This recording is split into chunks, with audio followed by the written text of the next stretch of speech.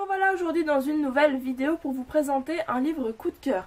Évidemment, ça fait un petit moment que j'ai pas fait ce genre de vidéo vu que ça fait un petit moment que j'ai pas eu de coup de cœur.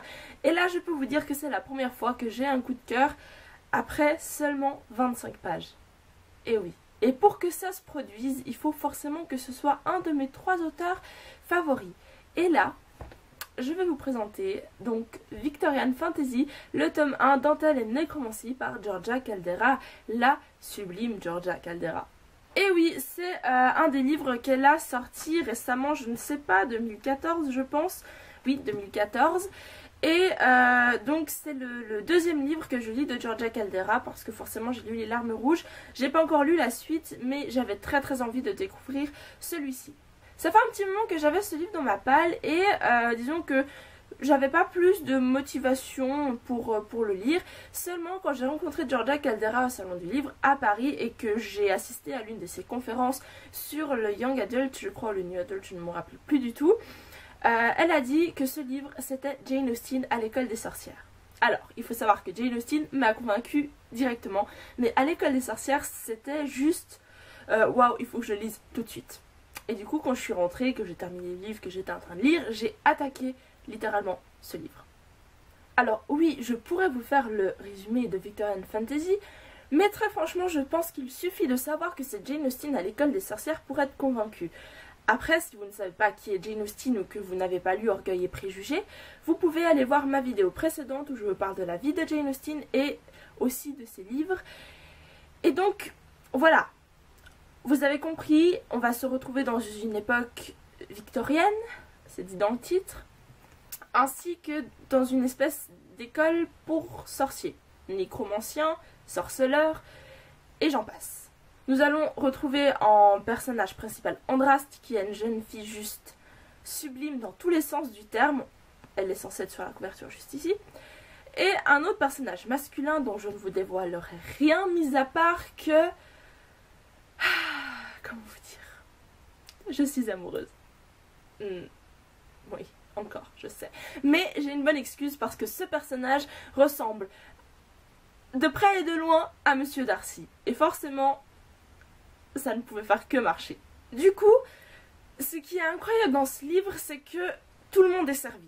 Ceux qui aiment la science-fiction seront servis, ceux qui aiment le fantastique ou la fantasy seront servis, ceux qui aiment la romance vont être servis, et je dirais même qu'il y a un peu de New Adult, légèrement dans ce livre, ainsi qu'un petit peu de steampunk. Donc voilà, je pense que tout le monde va y trouver son compte.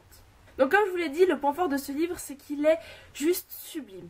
Il est sublime dans son écriture, dans la plume de l'auteur, dans l'histoire, dans les personnages, dans tout. Tout est léger, mais en même temps hyper prenant, addictif. On a envie de savoir ce qui va se passer. Pourquoi est-ce que cette jeune femme subit ce qu'elle subit? Pourquoi est-ce que tout le monde la regarde comme ça? Pourquoi est-ce qu'elle est différente? Pourquoi? On a juste envie de savoir plein de choses. Ensuite, la plume est certes pas la plus addictive dans le sens où c'est du Georgia Caldera, sa plume est magnifique, elle utilise un vocabulaire soutenu, mais pas pour autant compliqué. Et voilà, on a l'impression de lire un livre qui date du XVIIIe siècle, sans rire. C'est vraiment... Ça ressemble à du Jane Austen, j'ai envie de dire. C'est juste léger et en même temps bourré d'émotions. On passe par plein de choses.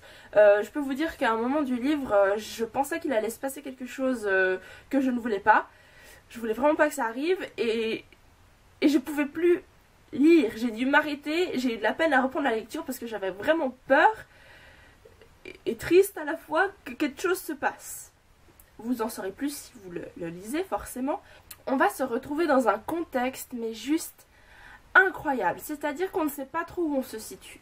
On sait qu'on est dans une espèce d'ère à la Jane Austen, 18e siècle, quelque chose comme ça, avec les belles robes, les gentlemen et les domestiques et voilà, tout ce genre de choses. Et en même temps, il y a un aspect un peu steampunk, futuristique, avec une espèce de chose que je ne vous dirai pas, évidemment, parce que franchement ça gâcherait un peu la surprise. Mais voilà, on n'est pas dans le futur, on n'est pas dans le passé, on est vraiment dans un autre monde et un univers mais incroyable. Franchement, j'adore. J'aimerais bien vivre dans cet univers. Ce serait l'idéal. Franchement, c'est tout ce dont j'ai besoin. Ouais.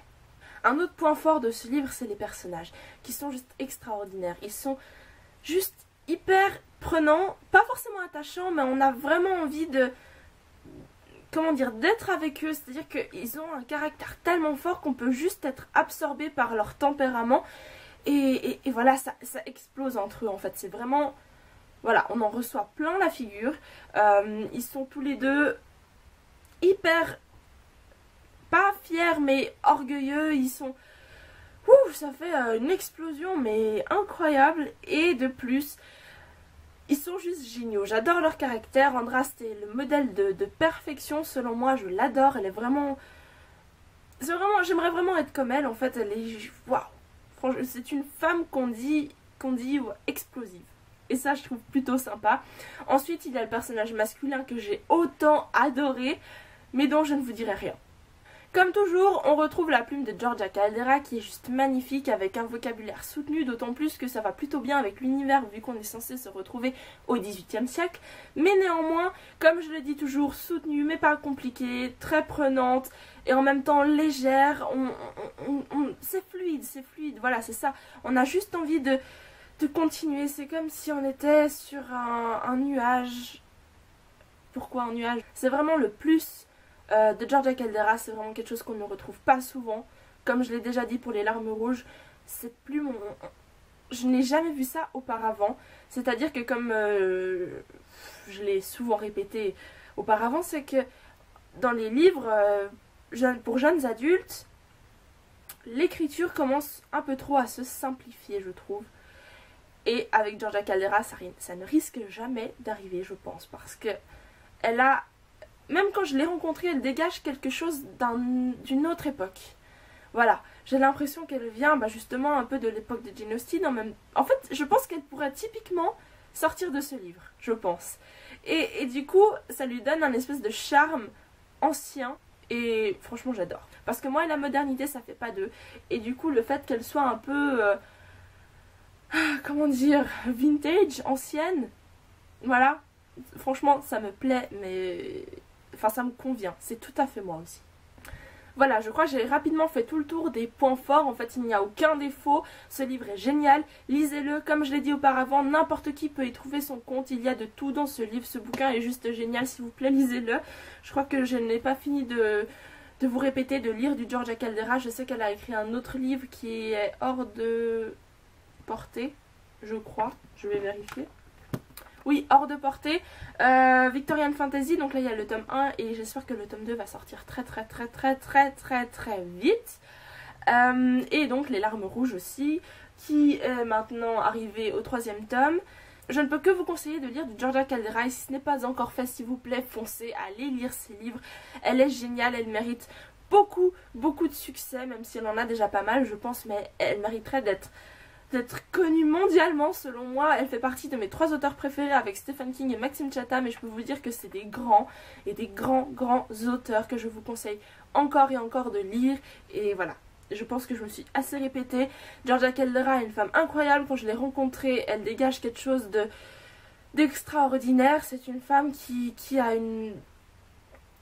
vous éblouit en fait, tout simplement. Et je peux vous dire qu'elle est spéciale. Voilà. Elle est hyper gentille, adorable et donc je ne peux que vous conseiller de lire ses livres et de la rencontrer si vous avez la chance de la voir à des salons ou autres. Donc voilà, c'est tout pour cette vidéo, j'espère que je ne me suis pas trop répétée, mais voilà. Ce fut un énorme coup de cœur, je lui mettrai 10 sur 10 ou je ne sais rien, 5 sur 5.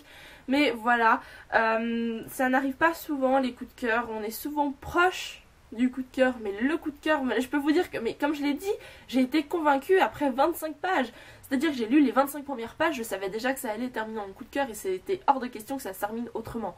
C'est juste pas possible. C'est le coup de cœur pour l'auteur en général, donc elle peut écrire n'importe quoi, je serais même capable de lire sa liste de courses.